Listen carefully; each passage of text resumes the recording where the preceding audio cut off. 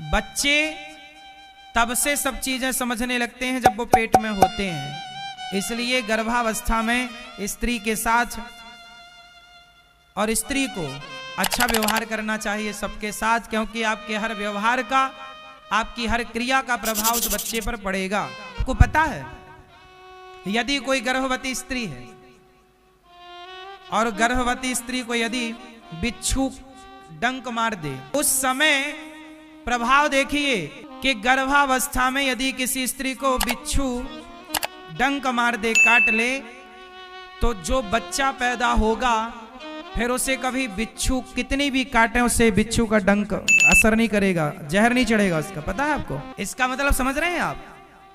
गर्भावस्था में मां के साथ किया गया हर व्यवहार बच्चे पर प्रभाव डालता है। यहां तक कि बिच्छी का काटना भी बच्चे को प्रभावित करता है। प्रैक्टिकली है ये बात। आपको बिच्छी काटती है तो चढ़ती है कि नहीं? हाँ या ना? अरे कोरोना की जो वैक्सीन लग रही है, वो वैक्सीन क्या है? वो भी एक प्रकार का बैक्टीरिया ही तो है, कि उस बैक्टीरिया से लड़ने के लिए ये बैक्टीरिया मदद करता है। तो जब आप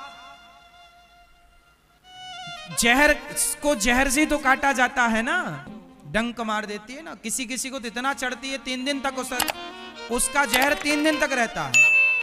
यदि किसी को डस ले वो, उसका डंक लग जाए तो 3 दिन तक उसका असर रहता है। व्यवहार जो है, माँ जो सुनती है, माँ जो सुनती है, माँ जो सुनाती है, माँ जो व्यवहार, यदि माँ के अंदर कपट है तो वो कपट का भी प्रभाव बच्चे पर पड़ेगा।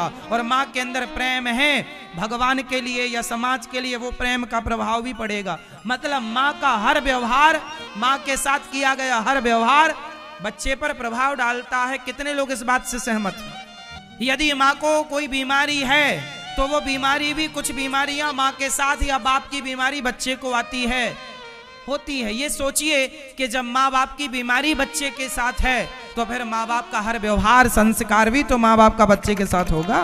इसलिए कुछ चीजें पेट में हो जाती हैं। शादी क्यों की जाती है? शादी, आपने शादी क्यों की? परिवार चलाने के लिए। परिवार तो होएगा ही, अब कहां जाएगा? हमने विवाह क्यों किया? विवाह का जो मूल उद्देश्य था आज लोग भूल गए। पहले के लोग विवाह क्यों करते थे? विवाह इसलिए करते थे क्योंकि विवाह के बिना पुरुष को यज्ञ का अधिकार नहीं होता। विवाह के बिना स्त्री को यज्ञ का अधिकार नहीं होता। तो शादी क्यों की जाती है? विवाह का उद्देश्य क्या है? मेरी पत्नी मेरे भगवत प्राप्ति में सहयोगी है। उद्देश्य है ईश्वर की प्राप्ति में सहयोगी, ना कि बच्चे बच्चे तो हो ही जाएंगे। दूसरा कारण, पति और पत्नी यदि सात्विक हैं, अच्छे विचारधारा के, अच्छे भाव के हैं, तो आप दोनों के संबंध से समाज का कल्याण करने के लिए एकाध बढ़िया संतान मिल जाएगी, ताकि आपकी संतान से समाज का उत्थान होगा। पहले का उद्देश्य ये था। आजकल तो माँ बाप का ही कल्याण नहीं कर पा रहे हैं बच्चे, समाज का तो छोड़ दो। आज की औलादें तो माँ बाप का ही कल्याण नहीं कर पा रहे हैं, माँ बाप को ही घर से निकाल देते हैं। हाँ या ना?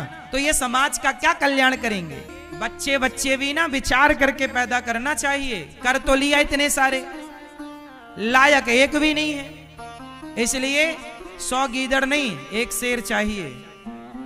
विवेकानंद हो, झांसी की रानी हो, शिवाजी हो, महाराणा प्रताप हो, ध्रुव हो, प्रहलाद हो, राम हो, कृष्ण हो, और नालायक पैदा कर दिया।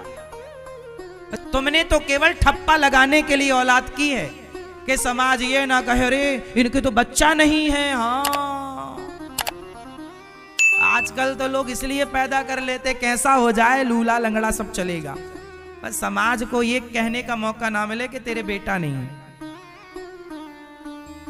क्योंकि समाज ये कहती है अरे बहू के 4 साल हो गए शादी के, बेटा नहीं है। ये दुनिया पता नहीं क्या करेगी बेटों का। आप तो हैं, कमाते हो, खाते हो, कमाया, 3 काम करते हो आप लोग, खाना, सोना और बच्चे पैदा करना। चौथा काम हो तो बताओ।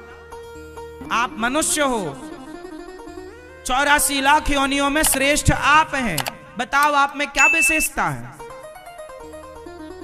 इसलिए लायक संतान पैदा करने के पहले माँ बाप आप अच्छे विचारों वाले होंगे, आप अच्छे आचरण वाले होंगे, तो आपकी संतान अच्छी होगी।